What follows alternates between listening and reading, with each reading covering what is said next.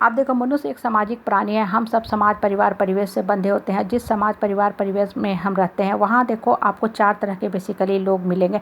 ये जो 4 तरह के लोग होते हैं वो कैसे होते हैं? पहले वो लोग होते हैं जो चाहते हैं काम मेरा हो जाए, लेकिन खुद ये काम करने की कोशिश कभी नहीं करते। मतलब ये चाहते हैं हम तो भाई धर्मगुरु बन के बैठे रहें, राजा बन के बैठे रहें, दूसरे लोग सिर्फ और सिर्फ प्रजा बन के मेरी सेवा करते रहें। इस तरह के जो लोग होते हैं लोगों के ऊपर चढ़ के रहते हैं, दबंगई दिखाते हैं, नकारात्मक बातें करते हैं, सिर्फ शोषण, दोहन, दमन करने का काम करते हैं। मतलब चाहते हैं कि हम सिर्फ और सिर्फ ऑर्डर देते रहें और दूसरे लोग जो हैं मेरे ब्लाइंड फ्लोर बन के रहें। दूसरे तरह के लोग होते हैं देखो हाईली टॉकेटिव। और इस तरह के जो टॉकेटिव लोग होते हैं इनका काम होता है सिर्फ और सिर्फ बोलना, और इनके काम की जो परसेंटेज कॉन्फ़िगरेशन होती है वो बहुत ही लो होती है। मतलब ये 90% बोलने का काम करते हैं और मुश्किल से 5 से 6% काम में इनकी एनर्जी लगती है। इस तरह के लोग देखो जहाँ रहते हैं ना सिर्फ और सिर्फ अपने मुख का इस्तेमाल करते हैं, ऑर्डर देने का काम करते हैं। और इस तरह के लोगों को अगर आप काम से हटा भी दोगे ना तब भी देखोगे कि काम की जो प्रोडक्शन रेट है उसमें कोई भी कमी नहीं आई। उल्टा इनके नहीं रहने से प्रोडक्शन रेट बढ़ गया, क्योंकि बाकी जो परिवार के सदस्य हैं, लोग हैं ना, बहुत ही स्थिर मन से, शांत मन से अपना काम कर रहे हैं। मतलब अपने मेंटल एनर्जी को पूर्ण रूप से काम में लगाए हुए हैं।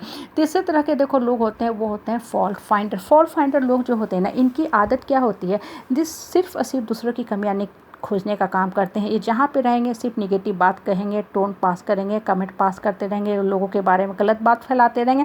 उल्टा होता क्या है कि जो सामने वाला जो अच्छा आदमी है, इंसान है, जो पॉजिटिवली जीवन का सारा काम कर रहा है, उसके अंदर की जो शक्ति है छीन होने लगती है, क्योंकि उसको लगता है कि ये जो फॉल्ट फाइंडर पीपुल है जो कह रहे हैं यही बातें सही हैं। और इस तरह के जो भी लोग होते हैं ना जहाँ रहते हैं सिर्फ और सिर्फ मक्खी की तरह गंदगी ही गंदगी फैलाने का काम करते हैं, बीमारियाँ ही फैलाते हैं।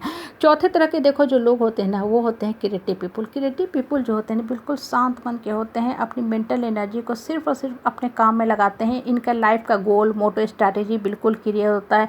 सिर्फ और सिर्फ लाइफ में बढ़ने का काम करते हैं, खुद भी बढ़ते हैं, दूसरों को भी मदद करते हैं। ये एक मोटिवेटर, उत्प्रेरक के रूप में काम करते हैं। जहाँ रहते हैं इस परफ्यूम ऑफ पॉजिटिविटी फैलाते हैं, अपने भी बढ़ते हैं, दूसरे को भी लाइफ में आशावर्धक फीलिंग डालते हैं कि life is very beautiful, we have to make it meaningful one by our beautiful thoughts. जीवन में देखो परिस्थिति है, परेशानी है, सब कुछ है, लेकिन हम इस परिस्थिति को ऐसे ऐसे क्रॉस कर सकते हैं, हम ऐसे ऐसे बढ़ सकते हैं।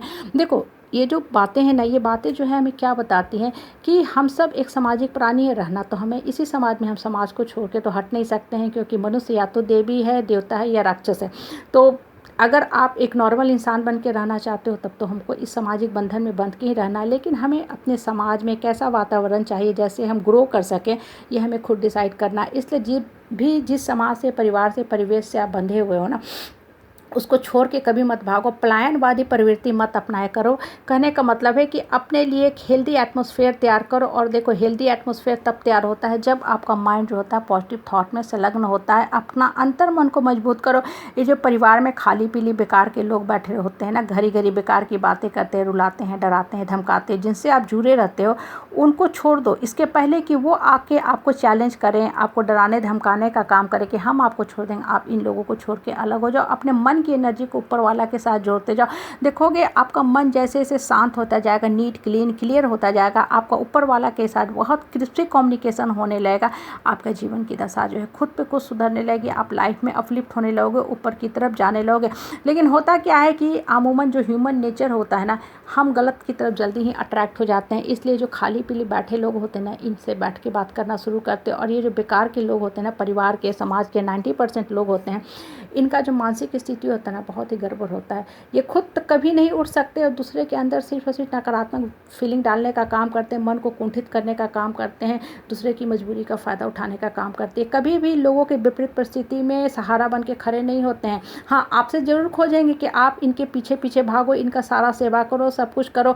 और जब तक आप इनका काम कर रहे हैं सिर्फ और सिर्फ आपका पीठ थपथपाते रहेंगे। लेकिन हर इंसान की एक बाउंड्री होती है, लिमिटेशन होती है।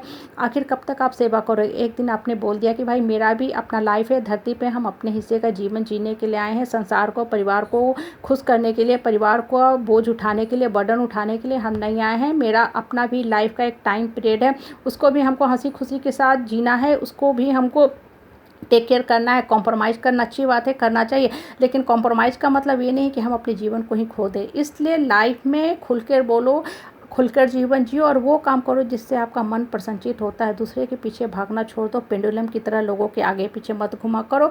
अपने मन को खुश रख के अपना हैप्पी डेस्टिनी लिखने का कोशिश करो।